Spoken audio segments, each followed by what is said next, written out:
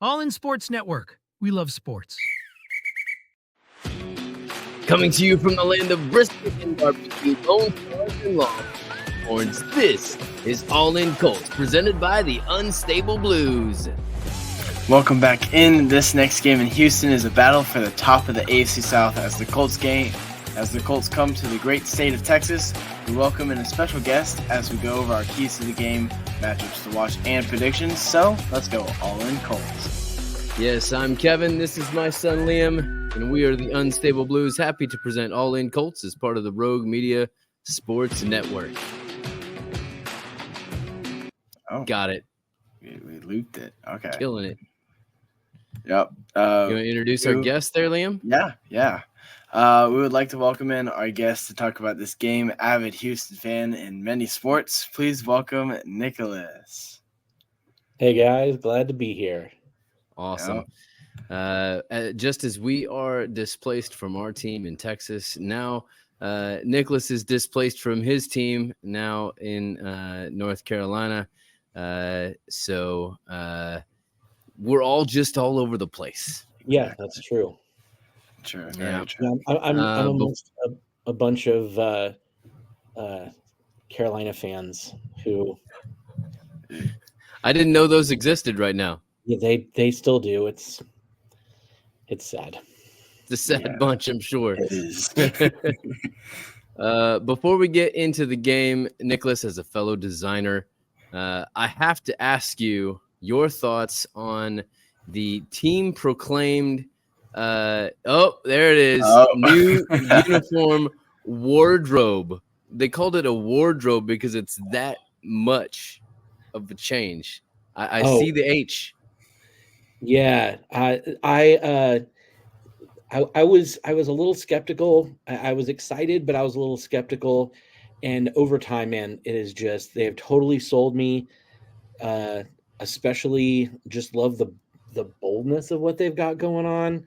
So I had to look it up because I wanted to make sure I had the right terminology. But the Color Rush jerseys, just amazing, and those the Battle Red ones too, which are like, I don't know, man, that red and black, it's pretty aggressive, and I dig it. Yeah, I know. Like, you know my feelings on the Catwoman Batman-esque cow, but I do love the H. I think that fits very well in the Houston kind of genre of design work. But and I'll be honest, I saw the red helmets with the horn on the side, and I went, that's what it always should have been, in my opinion. Well, and I love the red eye that they kept the same logo, but I love throwing in that H-Town blue and then that red on the star eye. I don't know, man. It feels like I don't know, it's got that kind of crisp urban. It feels like, I don't know, like it feels new, and which is kind of strange for being a team that hasn't been around that long, but they needed a refresh. It felt very early 2000s, and I was happy to see them come up with something that's unique and really interesting. Yeah, I would say my one hesitation with it is simply that they added two, and now it just kind of seems like it became a little messy because they still have the Longhorn, but now they have the H. I feel like they needed to make a choice one way or the other from a honing in branding aspect. Well, and they've got the 4 different uniforms, and I wonder if they'll maybe phase out maybe the classic navy and white over time, which I think I think people would miss it, but then I think then you also just bring it back, here and there. But yeah, I mean, I feel like that red and black, that battle red is looking forward to it. Yeah, I'm actually advocating for a color-on-color matchup. I would love to see Houston in the Battle Reds with the red helmet and the Colts wearing the blue jerseys. I think that would be a tremendous, very American red, white, and blue Yeah. That'd be a lot matchup. of fun. Yeah. We will see. Well, on to the game. As a clarifier, what's at stake here? If the Colts win, the teams would be tied. But Houston is currently they would currently hold the tiebreaker because of some divisional things and stuff. But the head-to-head would be tied, and the tiebreakers would come into play at the end of the season if it would stay that way. Divisional record, conference record, like opponent record in that order, I believe. Liam, what's at stake if Houston wins? If Houston wins, the Colts would effectively be a long shot for the division, with Houston up 2 games and a 3-0 divisional record, and they have the clean sweep on the head-to-head versus us. Yep. So let's get into it. Keys to the game. Nicholas, you want to start us off with keys to the game from the Houston aspect of things? I think it's really going to all come down to if CJ Stroud's going to bounce back after what may be his only weak performance in his professional career. And I think that's going to say a lot. I think seeing how he does, after what I think just about anyone would call a mediocre or subpar performance last week, if he can find a way to be effective in the in this game, I don't think we necessarily need to see him at his full powers, but if he's comes on with some strength, I think that'd be a major key to the game. I also want to see is Tank Dell going to step up? I think there's been a lot of question about what was going to happen without Nico Collins, and I think that if he can finally kind of live up to the promise, then I think not only will they be successful this week, but I think that's going to be a big indicator of where we're going here from here on, especially when Collins comes back, because Diggs can't do it all. Yeah. Liam, the Colts side. You already kind of hit on Collins a bit, so I'll kind of write off that. I think we need to take advantage of Collins being out. Jalen Jones, whether he's on Dell or Diggs, I think both of them he can limit their receptions, limit their yardage and stuff like that, because he's proved himself as a reliable corner one. And I mean, honestly, we could talk about the matchups later. Sorry, I was getting a little ahead of myself. Run the ball and keep running the ball.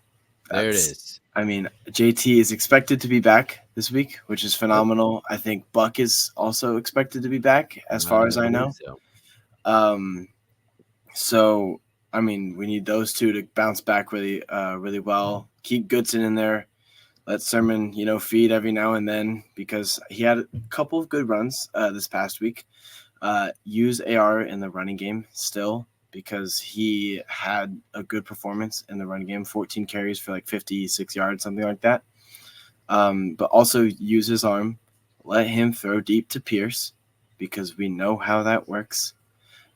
Test their secondary over the top, test their coverages and such.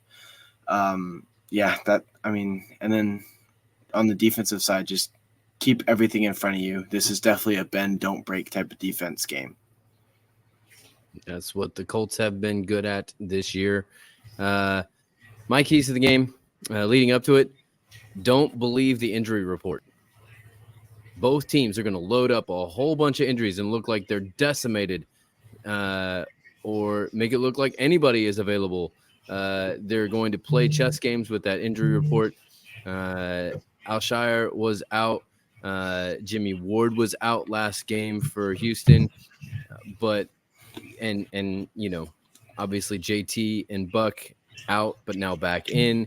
There's going to be all kinds of games played with that report, so don't believe anything. Just assume that every good player is going to be in there, except for Nico, of course, because he can't be, because he's on IR.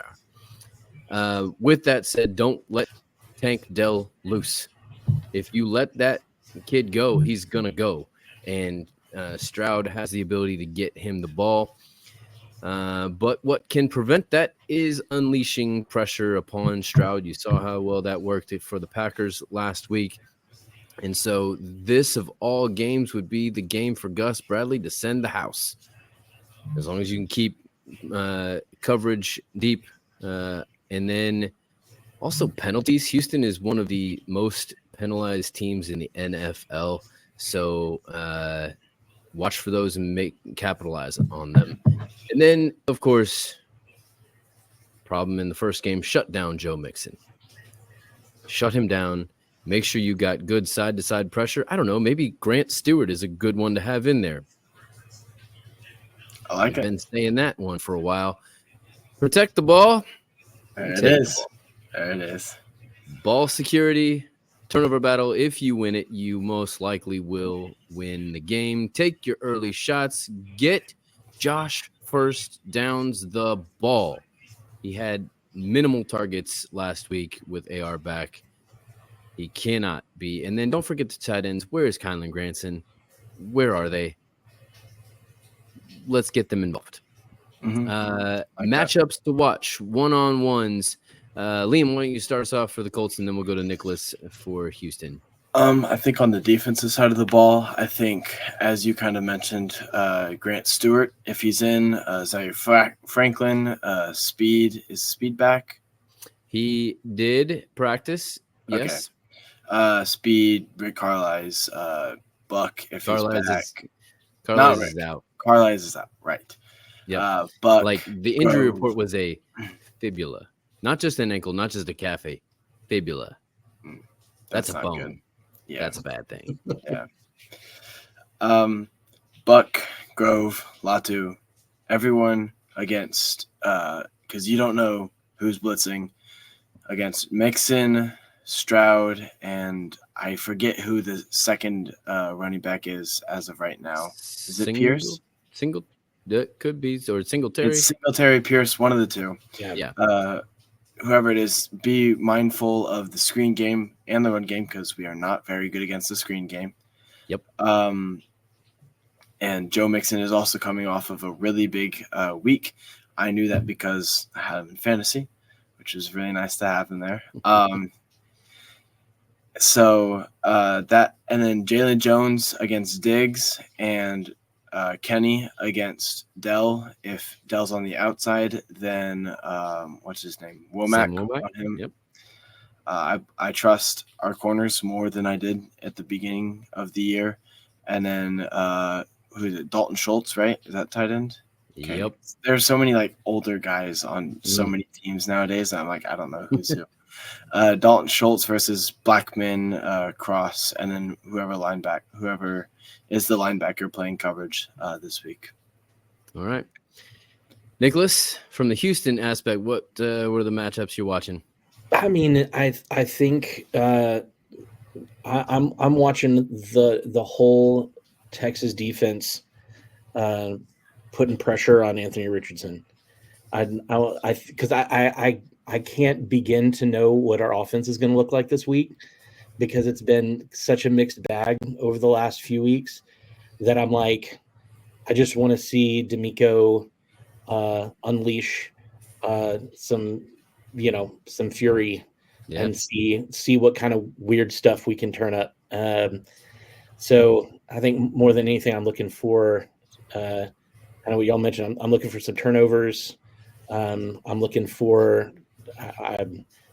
I think if we can get a solid turnover or two, I think that's going to make all the difference.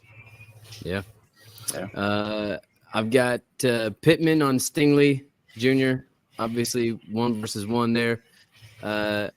Whoever we put up against Kamari Lassiter, go with the rookie, right? He's been good, but he's still a rookie. So, and then Josh First Downs versus Jalen Petrie, one of the best slot receivers against one of the best nickel corners. Let's be honest.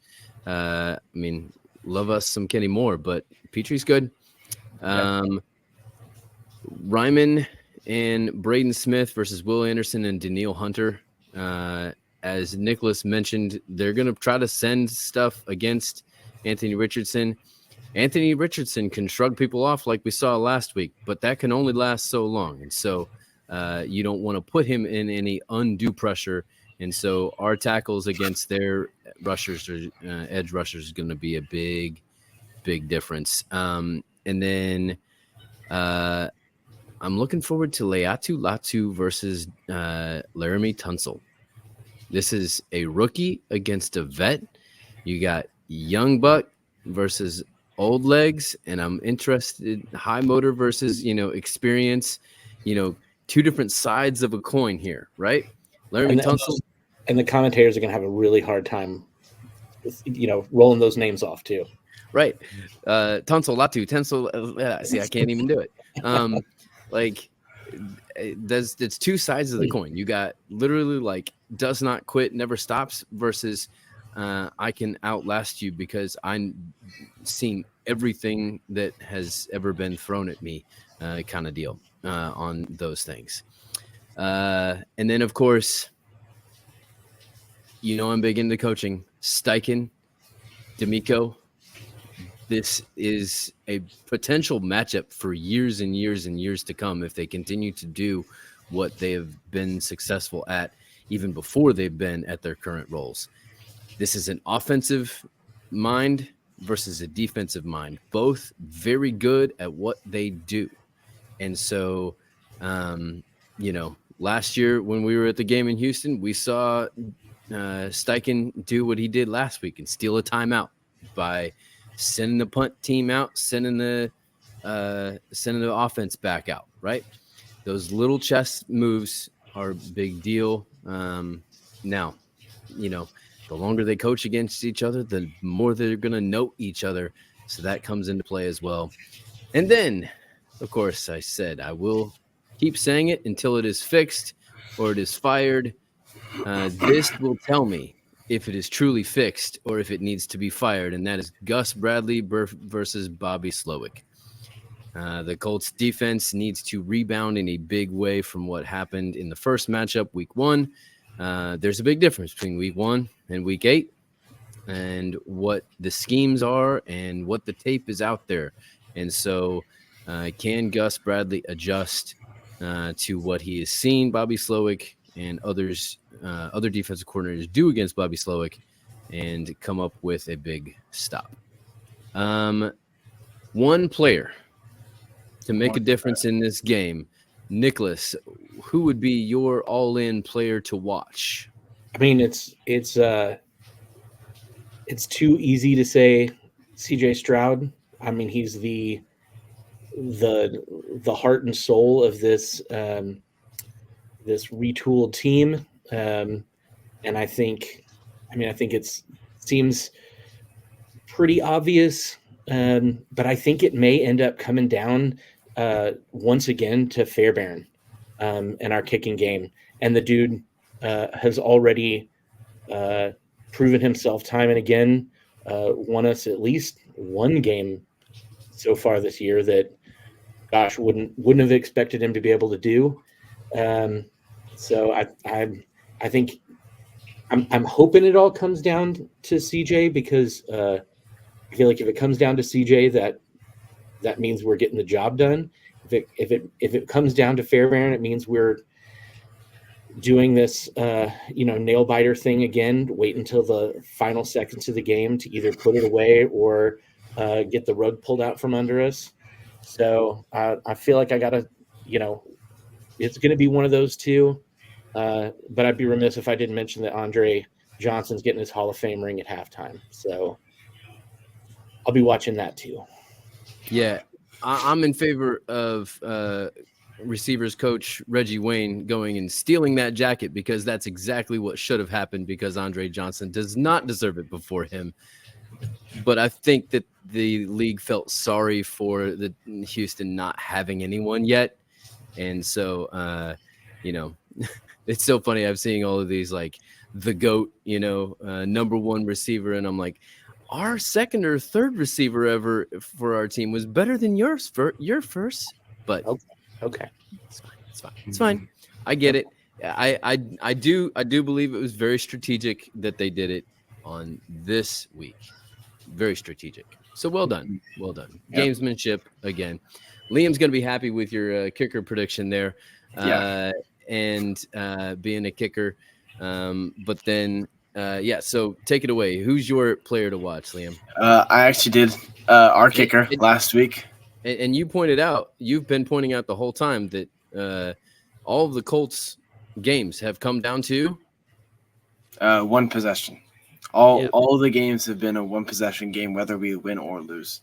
Yep. I think we only lost by 6 points. 6 points is the most that we've lost by.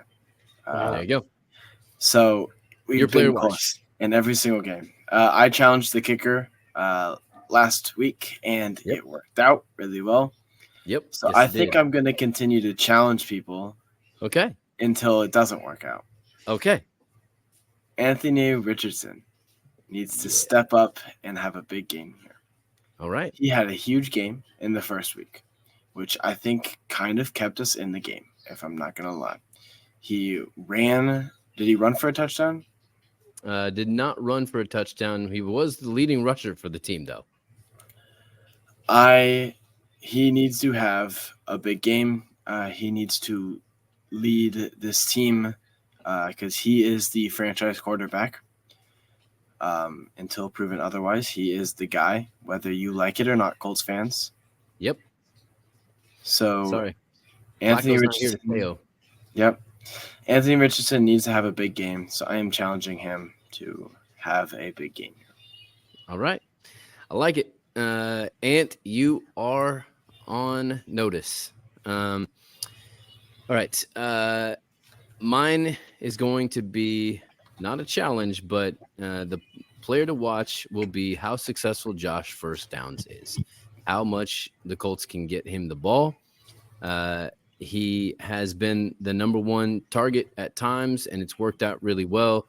And then last week, the offense sputtered because the Colts were not able to get him the ball. And so I think that, as your friend Isaiah pointed out, the Colts will go as Josh first downs does. And so if he is getting touches and cranking out yards and cranking out those first downs like he is known to do, then there will be success. If not, it could be a long day. All right.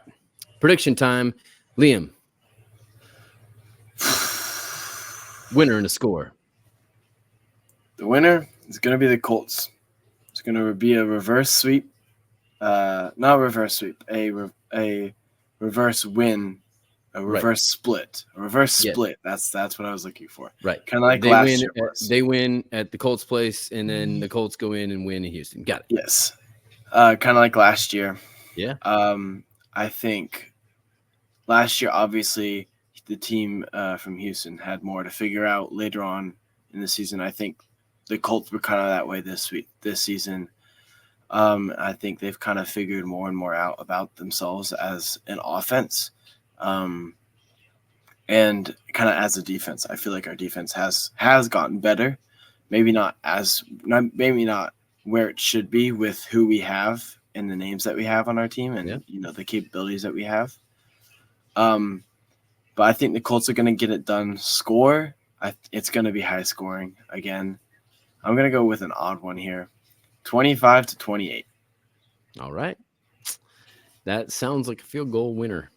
It is Matt Gay winning the game. All right. So he just flipped your field goal Fairbairn there. Nicholas, what do you think? Winner and score. I'm gonna go Texans by 6. I agree with you on all of it. I just think it's going to end up being one of those down to the wire, probably doing a fair amount of field goals. I think it may be, 28-34 or something like that. All right. I think it'll be an entertaining game. Yep.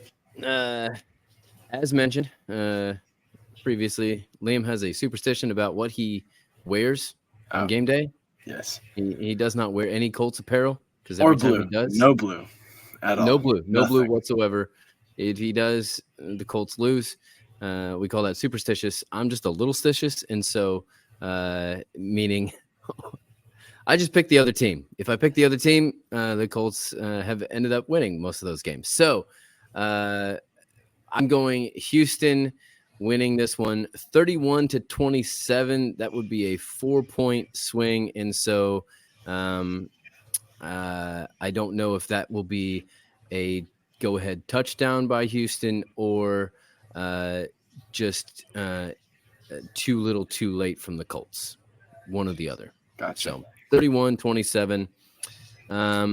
Nicholas, thank you very much for joining us. It's been a pleasure. Yeah, I'm looking forward to getting to do it again because I think this sweet little rivalry is going to go on and on and on. Oh yeah. Yep. Well, that is it for today. We'll be back next week.